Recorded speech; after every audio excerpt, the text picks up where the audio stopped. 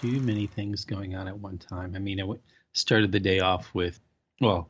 yesterday off with no meetings today, then 2 meetings kind of back to back, and then prep meetings, post meetings, and after action reviews and everything else. I'm like, oh, man. The meetings will continue until morale improves. Please, sir, can I have another? Could have been an email.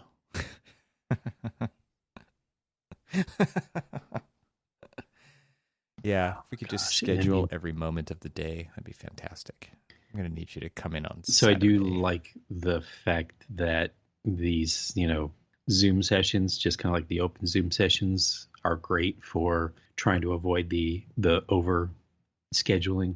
Now people are kind of misconstruing them as, let's just have one really big long meeting. Like, no, that missing the point, man. Missing the point. Totally. Gosh. Did you see the new Amazon headquarters proposal for Virginia? I did not. I'm going to find it here. I'm going to send you a link.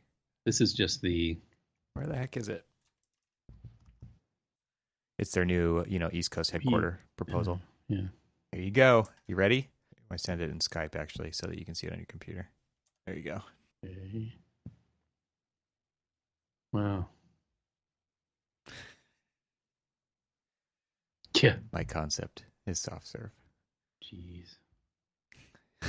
It's DNA inspired because Amazon has done everything it can to get inside of your DNA to give you the proper recommendations when you visit their website. Oh, isn't that the poop emoji? HQ2, baby. Yes. It is a pile. Wow. Yeah, it's something, all right. I mean, it just immediately takes me back to school and listening to the justification of the concept. My concept, I remember specifically, like, oh my God, my concept is nature.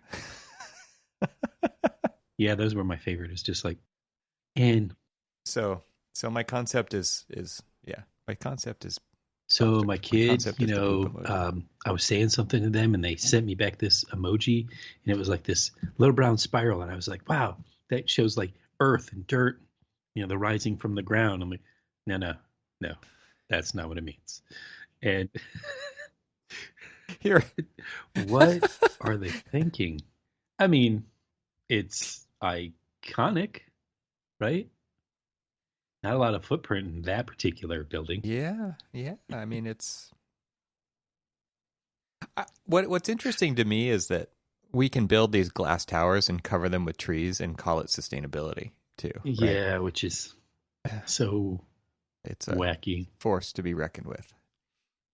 This kind of it's something, all right. And then they have like the three kind of like more standard office buildings that kind of right. Oh, this is totally just like what they did in Seattle, right? Except there it was the spheres. It was the 3 spheres. Here it's the spiral. But those also are surrounded by the Amazon towers as well. These glass towers. These ones have slivers of greenery in them as well. It's Amazon's next sustainability offices in Virginia will include a spiraling rooftop forest. It's spiraling, all right. Potentially out of control. Oh my gosh, it's interesting. Yeah. Yeah. Computational design at its finest, right there. It's another one of those. Well, can you do it or should you do it? Should you? Yeah. It's fantastic. The answer is no. I'm even kind of questioning the weird little, the actual like form and shape and glazing patterns of the adjacent buildings too. But I maybe the spiral is a distraction from the of the other buildings. You're just like, well, it could be. Yeah. Could be nice, but there's a serious party deck on that upper right tower. Yeah. overlooking the spiral. Oh, is that what they're going The to call it? helix. I'm sorry. The helix. It is called the Helix Building. So is this going to run into the same problems that the No, no, no. This one doesn't have a hole in the middle. And yeah, I don't know. I don't know. well, I mean, don't think I won't. So it kind of to me looks like, I don't know if you're familiar with the Tatlin Tower. It was a tower designed. Mm-mm. It was the Soviet Russian version of what was supposed to be like the Soviet Russian version of the Eiffel Tower. It was designed by an architect engineer, Tatlin. And I had written a paper about it, and so basically it was like this spiral, but it was kind of canted, slightly to the side. Yeah. Oh, and, yeah. Okay. I just didn't know it by that name. Yes. I was thinking of it as you were talking about that one, and like, oh, you're talking about the same one. So this sort of reminds me of that, but I feel this is gimmicky architecture at its either highest or lowest. I can't. I'm not sure which which I feel. Is it just too much, or? Well, in the spirit of Archispeak, there is a new article on McSweeney's, new to me at least, and I'm going to find that for the show notes as well. But it's been absolutely fantastic because it's talking about these kind of temporary outdoor structures that restaurants are doing to get around the rules of, and it's entitled, and we definitely can't get into it here. It's worth reading, but the title is "I am the designer of this restaurant's outdoor seating space, and this is my artist's statement." Oh, and I think in I've kind of seen traditional or typical brilliant McSweeney's writer fashion, there is so much Archispeak in this. It just kind of made me think as you were talking about this new Helix building and it being the lowest of, it just seems like, but have we read the artist's statement yet? Have we read the architect's statement yet? Because that, I'm sure, will fully bring to light the justification for this iconic geometry. And my guess is it would sound a lot like this McSweeney's article. All right. So we're going to have to, sorry folks, this is a show that requires you to tap on some links. Yeah. Just so that you can, if you're not aware of these things, which I'm sure you probably already are, because this is the greatest thing for architects to talk about on the internet today. Yeah. There was a conversation going on about that. I believe it was in the Entree Architect one. Oh, okay. And they had posted, I don't believe it was the McSweeney's article, but I think it was the like the original like artist statement and things like that. And I was looking at it and I couldn't help but think about the conversations that I've had with, Hopkins Health and everything else when they are talking about air distribution and all of this other stuff. And though, they agree with, the outside dining and stuff, the way that people are going about it is completely wrong. And, I looked at the comments and I kind of saw the direction that a lot of these comments were going. And so I just kind of like threw my hands up and said, no, I don't really want to get into this conversation with them because they're like, oh, where are you getting your information from and all this other stuff. And I'm like, but I mean, there's so many people doing research on all of this stuff. It's just nobody is actually listening to it.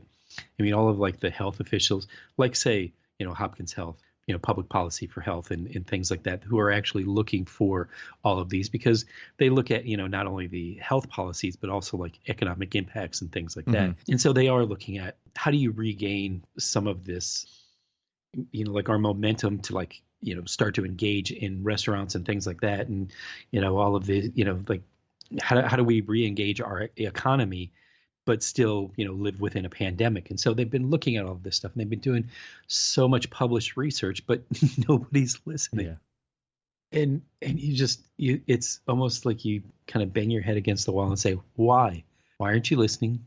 There are public health officials out there that really are trying to get us back into what we would consider a normal world, but they're trying to do it in a fashion that, is safe for everybody, but also, they're looking at the raw data of health. And and so when I saw that, I didn't see the McSweeney one, which I am very so looking forward to reading that. Yep.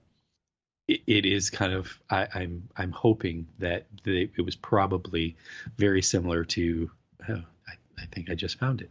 Yeah, it's interesting because it's part archispeak and like justification of doing the wrong thing, but it's also because that stuff is pretty obviously happening. But it's also social commentary, right?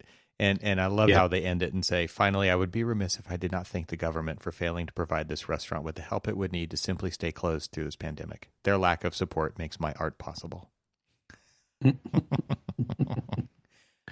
And I mean, honestly, like the reason many people aren't listening to the guidance is because it's just guidance, and the version of Facebook you read is a different version of Facebook that somebody else reads, and they're getting the opposite, right? And not only that, but this is all just too much, and people are just trying to stay alive. And because of, this kind of snide remark at the end about the government failing to provide the restaurant with the help it actually needs, all they're doing is providing guidance, right? It's just too much. People just want to survive. And so there is so much oppositional forces happening that it's actually just tearing people apart. How do you survive, Right. Oh. I don't know. Yeah, it's ridiculous. It's really unfortunate. I mean, I can't believe how many empty buildings we see around, and the buildings are just, businesses are just going under. Yeah. So, but then you have people like Amazon who are going to power forward with brand new buildings. And I know the area of Virginia where this is being built, and there are a lot of existing buildings. Well, this is seriously a giant slap in the face. It's like, hey, pandemic world, look what we're going to do with all the money we made off of you during the pandemic. Right? Yes. Thank you. Oh, it's so frustrating. Yeah. There's no tact going on here. It's like, hey, we're going to reveal the next big thing while you suffer. We've been making it all of it off of you, dude. I don't see the ski slopes though. What are you talking about? I mean, you're going to go through all this effort. You're not going to This isn't Bjarke Ingels. Maybe they should have. I actually went to. Is there skiing in Virginia? Well, I mean, right now there is. I mean, or at least in this area, because there's plenty of snow on the ground, or at least snow enough to ski. Because we did get our version of the nor'easter. Yep, weather. Something else to talk about. Yeah, you guys don't get it the way we do. Nope. Nope. I did go for a bike ride the other day, and we started in the snow, and that was really cool. We were like in 4 inches of snow at the top of the mountain coming down, and less snow throughout the trip, but it was pretty rad. Fresh tracks and powder turns in the snow on a bike is something I never thought I would experience, but it was really cool. A friend had posted some ski adventures at Mount Baldy. Oh yeah. Yeah. So, I mean, recently? Yeah. Yeah, cool. So apparently there is snow up there. Yeah, Baldy's a tricky place because when they get snow, it's great, but it's a mountain covered in rocks, like really sharp rocks. So they need enough to cover that, and then it freezes over, and it turns into ice Baldy, and it's a very dangerous place. It is the best mountain in Southern California, but it's very hard to get to. The lifts are from the 40s, so it's not very reliable when you're riding up. But if you can get to the top a few times, it's worth it. If the snow is good, for sure.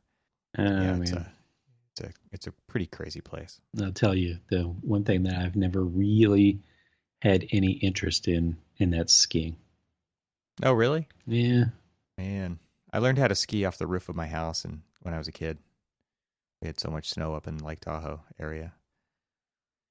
And that was kind of where I got the bug. And then it was funny because we only learned how to cross-country ski. We didn't learn how to downhill ski. My parents were not into downhill skiing, which every kid wants to do, right? Go down a big mountain, ride a chairlift up. Yes, please. I will say that, let me restate that. I would probably have interest in cross-country skiing. I don't know if I know for a fact I just don't have any interest because knowing me, it's just like, wait, how do I stop again? Oh wait, nope, tree. Okay, that's how I stop. Whereas, whereas cross country, I can kind of see. I had a NordicTrack for a while. If it's that, then okay, I'll do that. I like how you just kind of off the cuff said, I had a NordicTrack for a while. Said everybody on the planet. Exactly right. Uh, Oh had a man. Bowflex once too. Yeah. You remember the Bowflex? Yeah. Yeah, you did. Uh, How come everybody buys those new? They don't buy them used. Seriously, the used market for that stuff's got to be amazing. I don't understand why, like especially now, why that wouldn't be like a hit. Well, now it's the Peloton, right? Everybody's talking about their Yeah, Peloton because they want to spend more money to justify getting fit yeah. because community, because internet. Yeah, internet connected cycling device equals fitness. I don't want somebody like 500 miles away from me yelling at me if I'm not riding fast enough. Yeah. Well, people swear by it. They do seem to love their Peloton. I would be swearing. I mean, Yeah. Cormac, pedal faster. Yeah, well, Oh. insert colorful word enhancers. Now we ain't got anything. Got nothing. Up to soft serve. That is so. What the hell? What the hell, man? That thing is so wacky. Yeah, it is. I'm trying to zoom in and enhance. Can't tell what the heck's going on. There's like some really weird stair and ramping going on because it's a very steep slope up the spiral. I went to a free lecture at Yale School of Architecture last night, and it was Marlon Blackwell, Oh yeah, and it was cool. fantastic. I should have sent it to you. Citizen architect right there. Yeah, I mean, I every time I see his work, I gain even more respect for like what he's doing, and kind of the approach to. You always have this wonder or worry about architects trying to do this more ego boosting thing, and he's taking pride in doing these like amazing pieces of work that are like the cheapest built, Mm-hmm. and you're just like, people are like, oh, this costs $1,000 a square foot. Wow, that seems to be a pretty abusive use of the owner's A little bit money. wasteful. And A little he's wasteful, don't you just think? like, this whole thing was built for just around $120 a square foot. And you're like, wow, I mean, that's a lot for very little. And so you got to respect like the his ability to like be able to like really do really good work for very very little. And I think that's like nobody ever really pays attention to the architects in the middle. It's he goes, Mm-hmm. it's the talent on the coasts, but Right, right, right. and no one's really paying attention to the middle. I mean, hell, I mean, when you and I went to when we saw Rand Elliott, and I mean, Oh yeah, I was Monterey just, Design Conference. yeah, I mean, I was just enamored. I'm like, oh my god, this guy's was everything like my cup of tea? Maybe not, but I mean, everything was done with such this high level of competency, and you dig in a little bit deeper to it on a budget, on a really like tight budget too. Yeah, there's a modesty to it for sure. Yeah, and you're just like, wow, how are they getting away with that? And, it's pretty amazing that that's kind of what they're doing.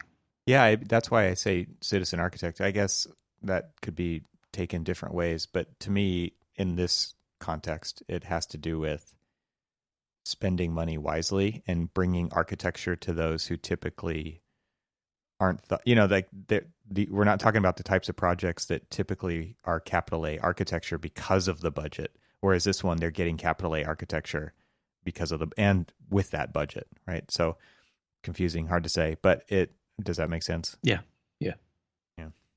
I think that's what I appreciate about that kind of work. And like what you said with Rand Elliott too, it's a convenience store, it's a gas station, it's a parking garage, it's a community center, it's the stuff that we saw in the Citizen Architect documentary, mm-hmm. right, about Auburn and about Rural Studio. And it really is like it's bringing design and principles of design and the psychology of design and what space can do and affect people to the masses. Right. And it's not just reserved for the 1%, which is what we're looking at here with this god awful spiral in Virginia. Yeah. It really is like the us versus them versus like we're all in this together kind of a sense or an attitude. Yeah, it's interesting. It's a totally different perspective. And so, yeah, that sounds cool. Do you know if that was recorded? It was, yes. So I'll see if they actually like sent out a link to the attendees, or if it was just something that they're kind of keeping in on their own. So I'll have to double check. Okay. Well, if it is available, we'll put it in the show notes. But it does seem like a really appropriate counterpoint to this Amazon project. Absolutely.